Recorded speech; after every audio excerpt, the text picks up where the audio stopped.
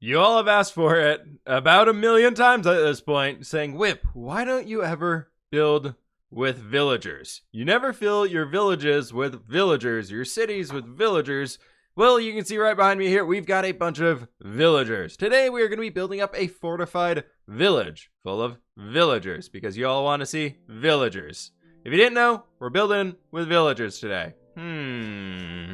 On top of that, we got an awesome boat over here, but before we spoil too much of this stuff, let's get in here to the time lapse.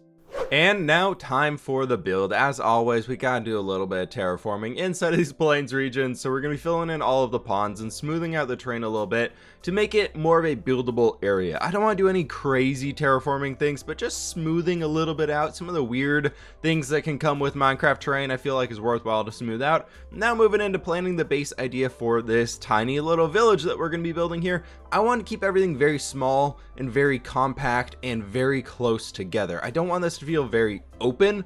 I wanted to get a small, tight, close-knit atmosphere that really felt like a small little fortified village of sorts, but very, very tiny.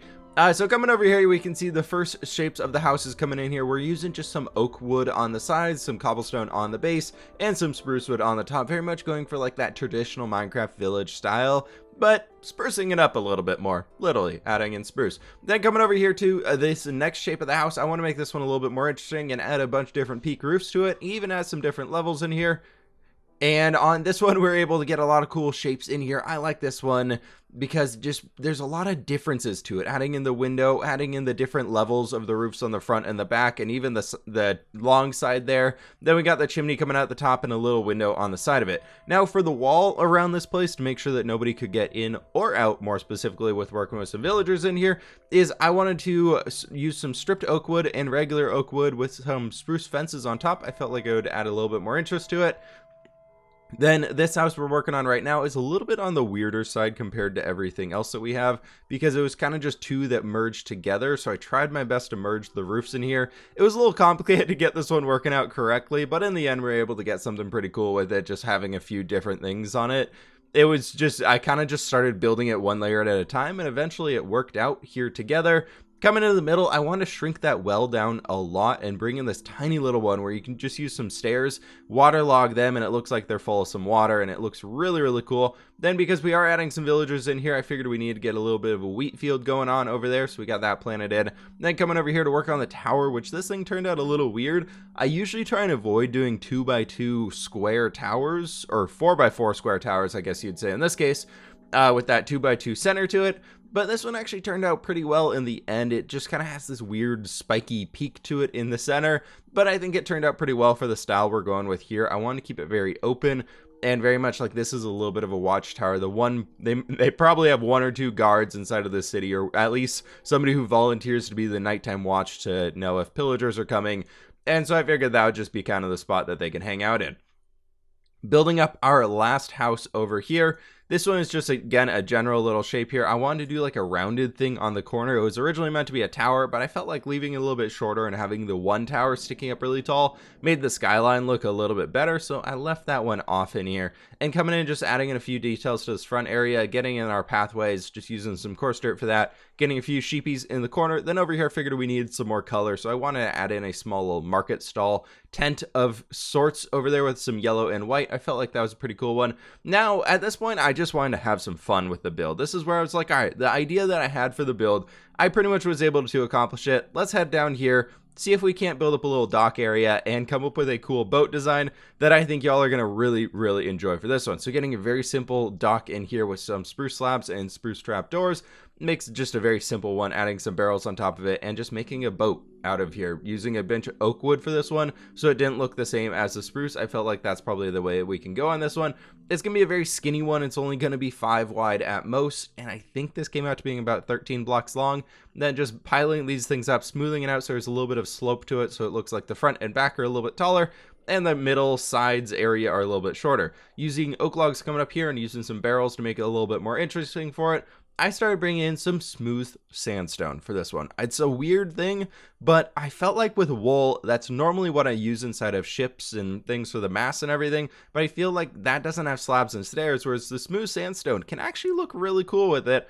And then I also doubled this one up here using some stripped birchwood. This is an idea that I saw somebody do inside of my Discord. They did it with stripped oakwood. I felt like the colors were still a little off for it, so I brought in here that stripped birchwood, and then using the smooth sandstone, adding in a bunch of slabs and stairs to help smooth out this entire mast. I think it worked out great, and I'm really happy with that end result of it. And this one here actually feels like it kind of belongs inside of the village that we made. It doesn't feel like there's this darker, kind of more woody, browny colored village, and then just this giant bright mast on a boat. I feel like it didn't really work well. So one thing that I am personally trying to do, and I'd love to hear all your ideas and opinions on this one, is moving forwards, I am actually trying to be better with coming up with new designs and new uses for blocks. I'm very much the type of person who says this is wood, it has to be used in some context of wood. But in reality, spruce was just kind of like a brown shade of something, so you could use it as a brown anywhere, as long as you're kind of farther away so you don't pay too much attention to the texture. But like that smooth sandstone and stripped log for a mast on a sail, it makes sense in Minecraft, but it won't make sense if you look at like the names of the blocks. So let me know what your favorite ideas are for using these types of things, like different blocks for uses outside of their norm. I would love to hear that in the comments below from y'all. But coming down here, we're just adding a few little details to the rest of this place, getting all that lovely wheat stuff to grow up here to look really cool from up here above, and it definitely did. I really like that. That was always so satisfying inside of Minecraft to see that type of stuff just go crazy big all at once. Everything around you goes from stopping to just completely grown up. But anyways, everybody, that is our build for today. I hope you all did enjoy this one. It's just kind of zooming off from here. I think this was really cool. Let me know what ideas y'all have for more builds that we can do. Little guys like these, I'm in love with these tiny village builds. I think I definitely got a few more ideas that we can do for these coming here in the near future. But I think at this point in time, let's get down there and take a little tour of this place. And there we have it, folks. Welcome on back to our completed fortified village build. Definitely not recording this 5 seconds after we recorded the intro. It's at least been 5 minutes. I first and foremost want to start over here at our new boat build that we did that I absolutely love the mast style for this one. I've never done something like this before. I've been the type of person who says the mast of your ship has to be made out of wool because that's the standard for Minecraft. Whereas this one here is made out of smooth sandstone and stripped birch wood. And I love it to bits. It's just so perfect. This, I did not come up with the design myself. Somebody inside of my Discord posted this picture of a boat that they built a while ago, and I just had to try and take that into my own style. They used, I think, stripped oak wood here instead of the birch, and I just felt like this one looked a little bit better with the birch in here, just a little bit lighter, and plus we had oak wood down there. I can't remember their name right now. I went and tried to find the image, but I could not find it, unfortunately. But coming over here into the village full of our villagers, which definitely this is a fortified village for villagers. We have plenty of them around here. They are feeding themselves. We got plenty of crops going along. We've got all of this little wheat inside of here. We got some carrots. We've got some sheepies. We've got some villagers inside of a village market stall inside of their fortified village where the villagers live inside of the village. And now these villagers also live inside of our chicken coop. It's a chicken village inside of the I'll stop saying that now, don't worry.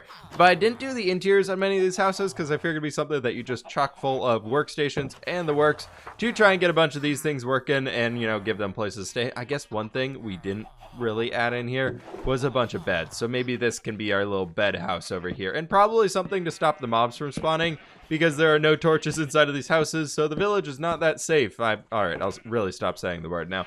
But let's just go ahead and grab a few lecterns and plop these down. Hey, little guy, how are you enjoying your life in here now? I know you're gonna live inside these walls forever. It's great. But I'm really happy with this overall build that we did here. I think I would have liked to add in a few more interior bits to it, but unfortunately, as everybody's probably been noticing, the Legacy SMP server has started very recently. If you haven't got that one, definitely go check that out. It's been so much fun playing on over there, but I have been living on there just mining for diamonds and spending all of my time in the caves and not really too much time working on other things because, you know, I've been having way too much fun with that one. But I do hope y'all enjoyed today's build video. I had so much fun with this one. I think I want to keep moving forwards with making like little village designs or coming up with concepts of villages or towns and things in different biomes. I've got a few ideas for one. I really kind of want to do one like on a river. where everything is like floating, or maybe like transforming a swamp biome into something like that soon. I think that could be really fun. But let me know what you would like to be seeing in the future from this here channel. I always appreciate the feedback, support, and everything from everybody down in the comments section. So thank you so very much. Please be sure to click that like button if you did enjoy today's video. Click that subscribe button if you're brand new.